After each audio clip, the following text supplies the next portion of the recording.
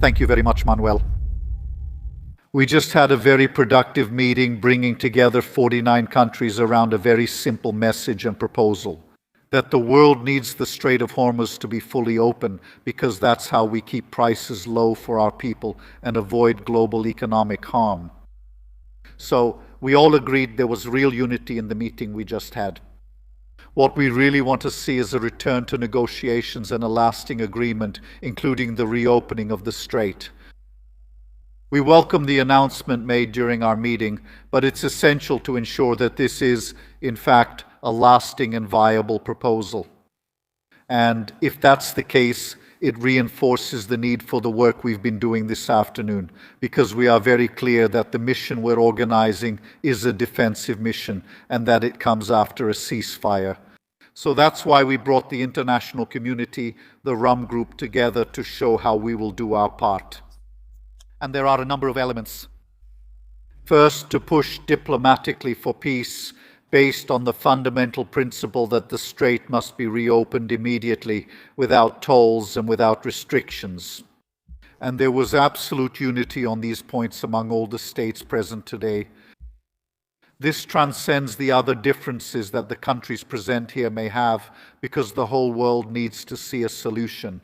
Second, we need to manage the economic shock, avoiding unnecessary trade restrictions, supporting energy and food security and industry, so that maritime transport can be resumed as soon as conditions allow. Thirdly, and crucially, we agreed to accelerate our military planning. I can confirm that together with France, the United Kingdom will lead a multinational mission to protect freedom of navigation as soon as conditions allow. This will be a strictly peaceful and defensive mission to reassure commercial shipping and support mine removal. We invite all nations interested in the free flow of global trade to join us. Some have already indicated their readiness to contribute. We will follow up on this with a military planning conference in London next week, where we will announce more details about the composition of the mission. And more than a dozen countries have already offered to contribute resources. But look, reopening the strait is a global necessity and a global responsibility. We need to act so that global energy and trade can flow freely again to reduce prices for workers. Our citizens, our people, need to see a return to peace and stability, and we will play our part. Keir Starmer and Macron announced a multinational mission to reopen the Strait of Hormuz. But the announcement came when the day's main headline had already changed. This Friday, April 17, 2026, the Iranian Foreign Minister Abbas Araghchi declared that the passage for commercial ships was completely open during the ceasefire. And Donald Trump stated that the strait was ready to resume normal operations and full passage, making it clear that the naval blockade would continue to apply only against Iran until a final agreement. Thus, once again, leaving the European countries embarrassed by their failure to deal with the crisis in the Strait of Hormuz. In practice, it was a timing clash. On one side, Europe bogged down in its bureaucracy. Starmer and Emmanuel Macron gathered dozens of nations in Paris to discuss a defensive force to protect navigation. On the other side, Tehran and Washington were already talking about reopening and resuming the flow. Starmer said that more than a dozen nations have already offered resources for the mission and confirmed a new military conference in London next week to detail the composition of the operation. But the situation became tough for the British Prime Minister. He appeared to be organizing the reopening when the reopening was already being announced. How did this turnaround happen? After weeks of blockade, bombings, and tension in the Gulf, Iran linked the reopening of the strait to the ceasefire in Lebanon. At the same time, the United States kept maximum pressure on the Iranian regime, maintaining the blockade of ships linked to Iranian ports.